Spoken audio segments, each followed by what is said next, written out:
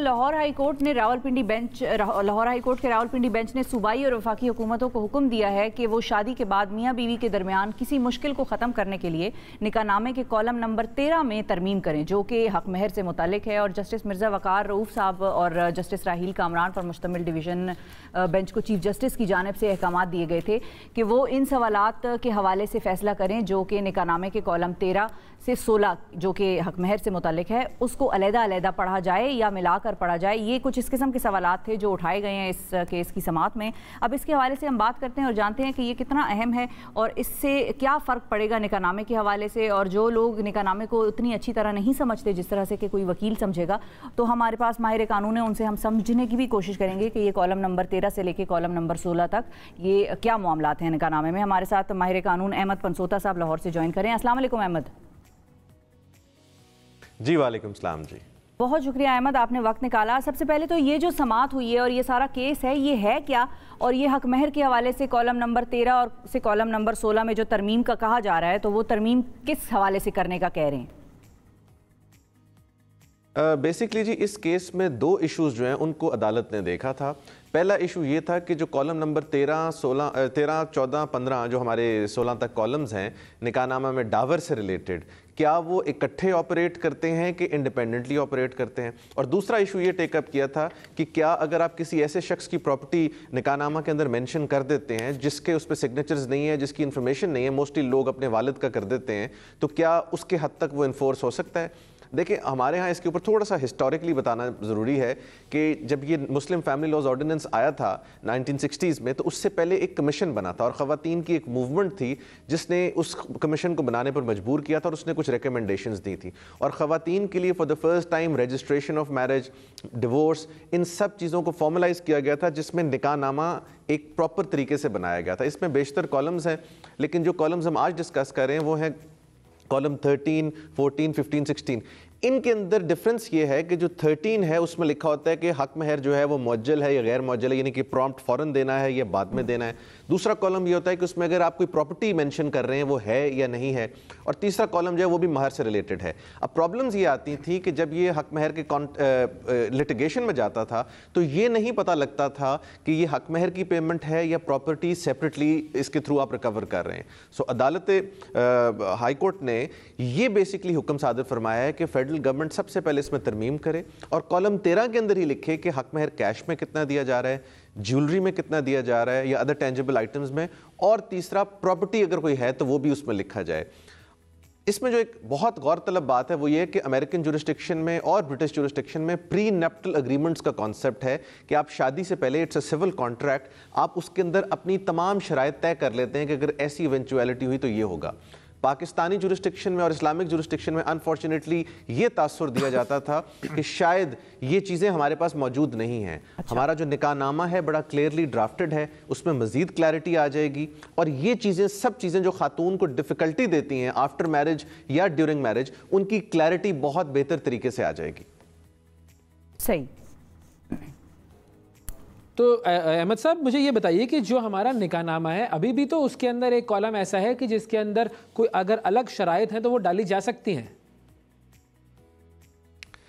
जी आपकी बात बिल्कुल दुरुस्त है, वो शराइत डाली जा सकती हैं, वो है स्पेशल कंडीशंस का निकाहनामा के अंदर और उन कंडीशंस में डाली जाती है। लेकिन अनफॉर्चुनेटली जो प्रॉब्लम ये है कि हमारे यहाँ जब निकाहनामा साइन किया जा रहा होता है तो निकाहनामा की जो सारी उसकी तहरीर है वो मुरतब की जाती है बाय निकाह रजिस्ट्रार, जिनके बारे में बहुत ज़्यादा इस अदालत ने जो फैसला दिया है उसमें जिक्र किया। उन्होंने कहा है कि निकाह जो रजिस्ट्रार्स हैं, जो निकाह ख्वान हैं, इनकी तालीम के ऊपर स्पेशल फोकस देना चाहिए। गालिबन रूल 5 है जो कि मुस्लिम फैमिली लॉज ऑर्डिनेंस के बाद बना था, और आप किसी भी शख्स को ऐसे उठा के निकाह खां नहीं बैठा सकते।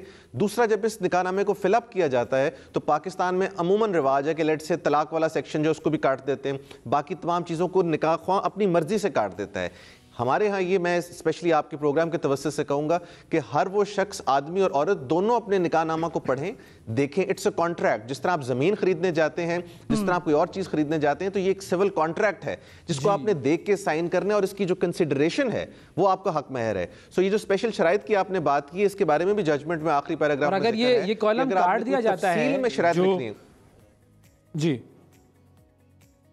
जी जी जी जी, तो उनको आप शराइत को बात मेंशन कंप्लीट कर लीजिए, फिर मैं अपने सवाल की तरफ आता हूँ। जी जी, उन शराइत को आप स्पेशल एक इंस्ट्रूमेंट के थ्रू भी मेंशन कर सकते हैं। जाता है कॉलम, अगर ये रजिस्ट्रार की तरफ से काट दिया जाता है या जिनका निकाह हो रहा है आपस में वो खुद इस बात पर एग्री हैं कि ठीक है हमें किसी और एक्स्ट्रा शर्त की जरूरत नहीं है, तो वो तो काट सकते हैं। लेकिन अगर रजिस्ट्रार काट रहा है तो फिर तो आप उससे डिमांड कर सकते हैं ना कि आप इसको ना काटें, हमें इसके अंदर ये शराइत ऐड करनी है।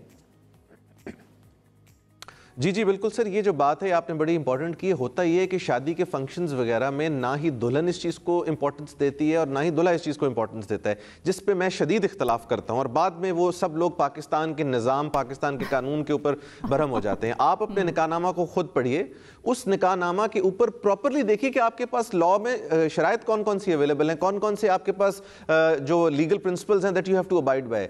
आप उस वक्त उनको देखते नहीं। एक निकाह ख्वाह भरता है आपके बिहाफ पर, आपके वालिदैन भी उस वक्त इंपॉर्टेंस नहीं देते उसको, और बाद में आपका सारे का सारा गिला होता है इस्लामिक तर्ज निज़ाम से या हमारे पाकिस्तानी सिस्टम से। हर चीज़ के लिए वहाँ पर राइट मौजूद है। मैं सिर्फ 1 मिनट लूँगा।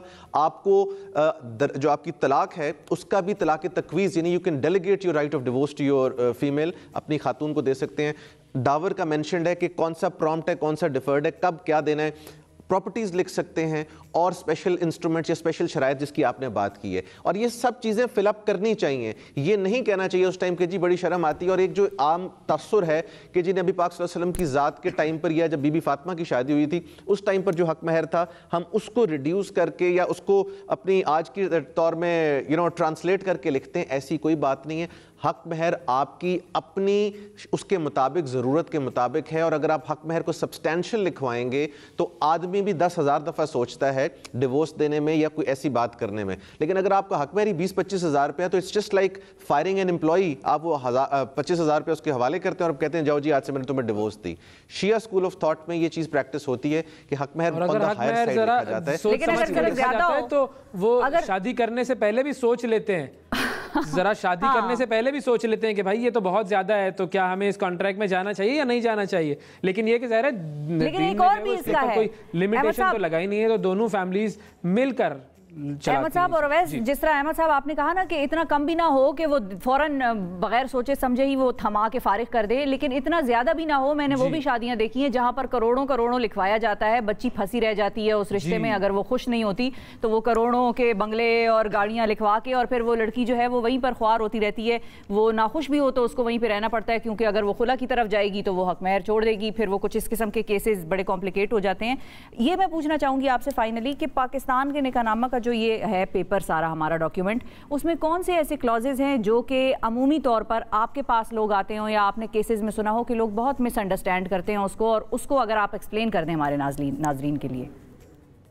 सबसे जो इम्पोर्टेंट क्लॉज है जी वो तो इसका जो क्लॉज गालिबन 17 है, या मुझे एग्जैक्ट क्लॉज नहीं बोल सकता, जो कि डेलीगेटेड राइट ऑफ डिवोर्स का है।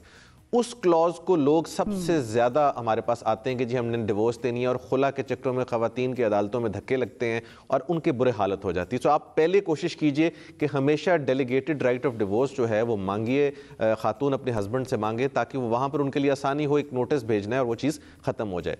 नंबर 1। नंबर 2, जो हक महर है उसको ज़रूर फिलअप कीजिए और क्लैरिटी से फिलअप कीजिए। अब तो इस जजमेंट के बाद आपको वो तफसील देनी पड़ेगी। तीसरी बात यह कि अगर कोई प्रॉपर्टी है या कोई ऐसी चीज़ है तो वो आप लिखवाना चाहते हैं, वो उसी डेट पर लिखवा दीजिए। शर्म, जिसे कहते हैं आपकी जो शरह है उसमें कोई हया और शर्म वाली बात नहीं, बल्कि कुरान पाक की आयात हैं बेशतर जिसमें लिखा हुआ है कि एक एक चीज़ तफसील से लिख लो। तो इन तमाम चीज़ों को कोई स्पेशल शराइत हैं वो भी लिख लें कि दूसरी शादी नहीं करेगा या कोई ऐसी बात करेगा, वो तमाम चीज़ें आप वहाँ पर लिखवा सकते हैं जो कि पाकिस्तान में लिटिगेशन का बायस बनते हैं। उनको ज़रूर लिखा। और एक फाइनल पॉइंट जाते जाते बोल जाऊँ कि इस जजमेंट में यह भी होल्ड हुआ है कि लड़कों को अमूमन आदत है अपने वालिद की प्रॉपर्टी लिखवा देते हैं। अगर तो वालिद साहब के नॉलेज में है और उनका वकालत उस पर साइन है निकाहनामा पे, फिर तो बात है दुरुस्त, वरना उनकी प्रॉपर्टी आप अपनी खातून या बीवी को नहीं दे सकते जब तक कि उनके नॉलेज में नहीं है, and that knowledge has to be established. जी जी बिल्कुल बिल्कुल, ये बड़ा इंपॉर्टेंट पॉइंट था। वैसे वाकई ऐसा होता है, वो असल में अपने वालिद साहब की प्रॉपर्टी को अपने वालिद साहब की प्रॉपर्टी समझ रहे होते हैं ना, वो कहते हैं लिखवा दो। सही बात, मजे का पॉइंट है वैसे वाकई। लेकिन अहमद साहब, इस जजमेंट के बाद हम ये कह सकते हैं कि पाकिस्तान की अदालतें, जिनको हम मतलब कभी कभी राइटली सो कभी कभी बहुत नाजायज़ तौर पर भी क्रिटिसाइज़ करते हैं, तो ये एक ऐसा फैसला है जो खुशाइंद होगा पाकिस्तान की फैमिली लॉज के हवाले से। I think it's an amazing decision जी। ख़वातीन की एम्पावरमेंट के लिए तो this is a fantastic decision, और इस डिसीजन से डेफिनेटली जो आपका मैट्रिमोनियल लॉ है और जो मैरिज से रिलेटेड लॉ है और लिटिगेशन है वो मेरा ख्याल में कम होगी, और ये हाई टाइम कि ये चीज़ें होनी चाहिए। और हमारी जो जुडिशरी है जिसमें इन दोनों में राहील कामरान साहब भी और मिर्ज़ा वकास रऊफ साहब भी एक एब्सोल्युटली अमेजिंग जजेस, just like justice Jawad Hassan, Shahid Karim साहब, हमारी हाई कोर्ट बहुत अच्छा काम कर रही है। और मैं समझता हूँ this is need of the day. कानून को डेवलप होना चाहिए, रुकना नहीं चाहिए। बिल्कुल ठीक है जी, बहुत शुक्रिया अदा करेंगे। नाजरीन, माहिर कानून हमारे साथ अहमद पंसोता साहब मौजूद थे।